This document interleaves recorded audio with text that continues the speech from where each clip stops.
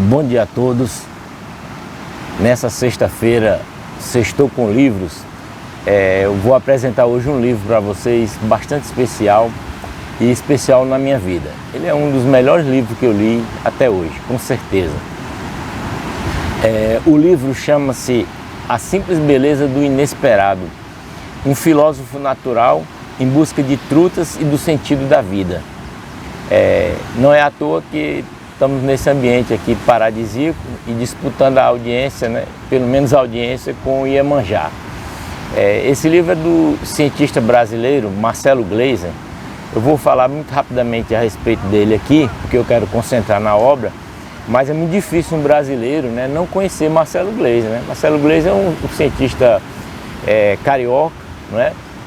Formado no exterior, tem doutorado, pós-doutorado e tudo, e hoje ele dá aula de filosofia natural, física e astronomia na Dartmouth College, nos Estados Unidos, norte dos Estados Unidos. Ele tem vários livros publicados. Marcelo Gleiser é um divulgador da ciência, né?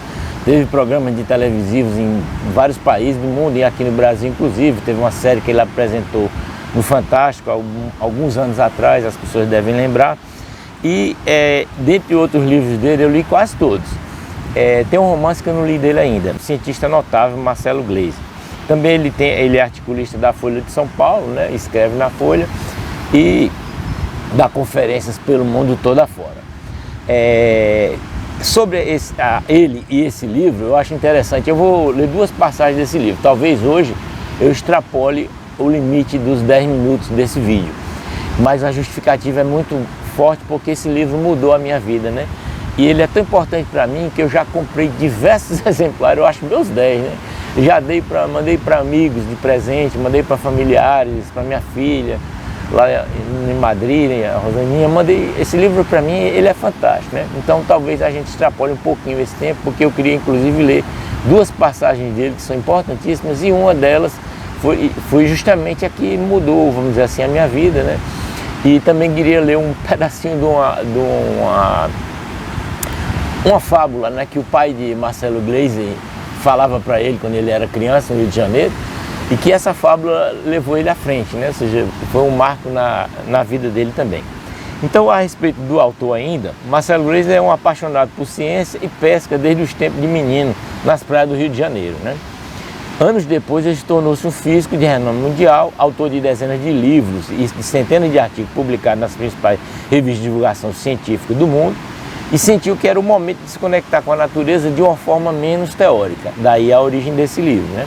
Depois de assistir uma aula de pesca fly, a fly fishing, né, na Dartmouth College, onde ele é professor, como eu falei, interessou-se pela prática e adotou como hobby. No processo, viu-se novamente como um menino curioso sobre os mecanismos do universo e aprendeu sobre humildade e a inseparável relação entre a natureza e a ciência.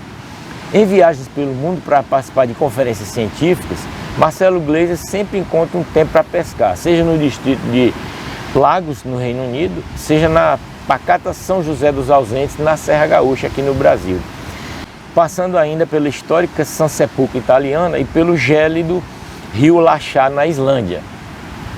Enquanto isso, ele reflete sobre as diversas formas como a física influencia o ato de pescar, como a pesca serve de espelho para o funcionamento da natureza e como a ciência lida com a espiritualidade, o mistério e as coisas que não consegue explicar. Então esse livro, gente, eu não consigo traduzir ele como classificar como alguma coisa, porque na verdade ele não é um livro científico, e é um livro sobre ciência, você aprende muito de ciência nele. Ele não é um romance, mas óbvio que é um romance, né?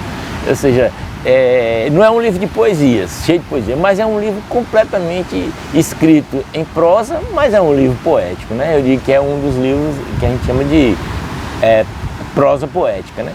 Então, assim, para tentar motivá-lo, como eu falei sobre o livro, eu queria só ler, assim, alguns trechos que são muito marcantes, né? Pelo menos para mim. Primeiro, eu vou falar sobre uma fábula, né? Como eu disse, que o pai dele falou para ele na infância ainda. Algumas pessoas conhecem, outras não. É a fábula das duas ranzinhas, né? Ou das duas rãs. Diz assim, ó: era uma vez duas ranzinhas que caíram num balde cheio de leite. A primeira rãzinha nadou e nadou, batendo as perninhas, tentando pular para fora do balde. Mas o balde era alto e suas pernas pequenas. Logo ficou cansada e desistiu de lutar, morrendo afogada em segundos. A segunda rãzinha era diferente. Mesmo cansada, não desistiu e continuou batendo as pernas com toda a força. Tanto fez que o leite foi engrossando, engrossando e virou manteiga. A segunda rãzinha respirou fundo e, usando toda a força que lhe restava, deu um grande salto para fora do balde e se salvou. Aí ele diz no livro, né, o Marcelo: quando terminava, meu pai me olhava com seus olhos castanhos, sabendo muito bem o efeito que a história tinha em mim. E então, Marcelo, que tipo de rã você vai ser na vida? Desde então, nunca parei de bater as pernas, né? É uma lição de vida muito, muito interessante, né? Muito interessante. E aí eu gostaria de ler mais uma aqui, e essa é chocante, e é um pouco mais comprida, e é chocante. Tem vários outros passagens do livro, mas eu vou reservar só essa também para não ficar o vídeo muito grande. Que essa sim é que mudou, vamos dizer assim, a minha vida. E foi esse ano, né? Um pouquinho antes da pandemia, que esse livro eu já li umas 3 vezes, para falar a verdade. Ele é tão bom que eu já li também, não me canso de ler. Só que essa parte, esse ano que eu li, antes da pandemia, não tinha negócio de pandemia, ele mudou muito a minha vida com relação à questão alimentar e obviamente mudou também a minha saúde, porque está tudo interrelacionado, né? Então eu vou ler aqui, isso não é uma ode, por favor, né? Marcelo Gleisi, muito menos eu, ao vegetarianismo, ao veganismo, a nada de radicalismo, nada disso, nada disso. Mas são coisas interessantes para a gente refletir, né, sobre o nosso modo de alimentar. Veja como esse livro é rico. Esse livro não tem 200 páginas, ele tem 180 páginas mais ou menos, 180 e poucas páginas. Mas ele aborda tanta coisa, sabe, tanta coisa. Inclusive tem umas partes no meio, quem não for muito conhecedor, né, ou engenheiro, ou cientista mesmo, ou físico, vai dar uma voadinha no meio, mas não é muito sério não. Estou falando isso aqui só para não deixar claro, né, não tem porquê ser diferente. Então no meio ele fala algumas coisas sobre, por exemplo, física quântica, que para mim é pesado, né? Fala sobre o universo paralelo, né? Também pesado, a teoria das cordas, são coisas que estão no limiar, né? Estado da arte e da física. Então não é simples de entender, obviamente, mas assim, a forma como ele escreve é muito bacana. Mas então, voltando ao que eu estava querendo dizer, eu vou ler essa partezinha do livro, são 2 páginas só, para vocês verem como é interessante a abordagem que ele dá a respeito dessa questão da alimentação, da sustentabilidade, da ecologia, né, tão importante nos dias de hoje. Então ele diz assim, ó, ele falando sobre as narrativas de criação, né, nesse capítulo aqui, já perto do final do livro. Ele diz assim: a lição mais importante dessa narrativa moderna da criação é a união essencial entre tudo que existe. Tudo que existe no nosso universo teve a mesma origem no evento que chamamos de Big Bang. Estrelas, planetas, luas, todas as criaturas vivas dividem os mesmos elementos químicos, a poeira cósmica distribuída pela vastidão do espaço. Mudam as proporções, mas não os ingredientes, os elementos da tabela periódica.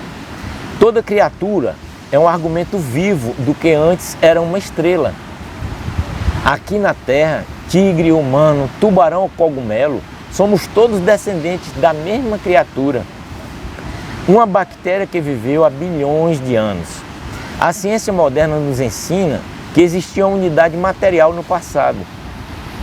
Com a expansão do universo, o tempo age como divisor dessa união material, separando as várias criaturas, dando origem à incrível diversidade de mundos e, eventualmente, da vida que existe aqui. Como somos as únicas criaturas cientes da nossa origem conjunta com todas as outras, temos o dever moral de respeitar a vida em todas as suas manifestações. Mais do que o dever moral, temos que celebrar a diversidade da vida, sabendo que toda criatura carrega consigo as sementes do que nós somos. Isso é verdade tanto para a comida que comemos, aí vem o que eu queria dizer, como para as trutas que pescamos. É por causa desse tipo de reflexão, adicionada ao tratamento brutal de animais em fazendas de produção pecuária industrial e o impacto ambiental seríssimo da produção industrial de gado e aves, que sou vegetariano há alguns anos. É o depoimento dele, né? Todo mundo tem que comer, claro, e a carne é uma excelente fonte de proteína, que, como a maioria absoluta dos brasileiros sabe, é muito gostosa. Mas usar gado para converter proteína vegetal, o que as vacas comem, em proteína animal, que é o que nós comemos, não é um processo eficiente e menos ainda necessário em termos nutritivos. Olha que interessante. Milhões e milhões de acres de floresta são cortados anualmente para abrir campos para o pasto. Quantidades absurdas de água são desviadas de rios e de campos de plantio para irrigar plantações de milho que alimentam o gado e megafazendas.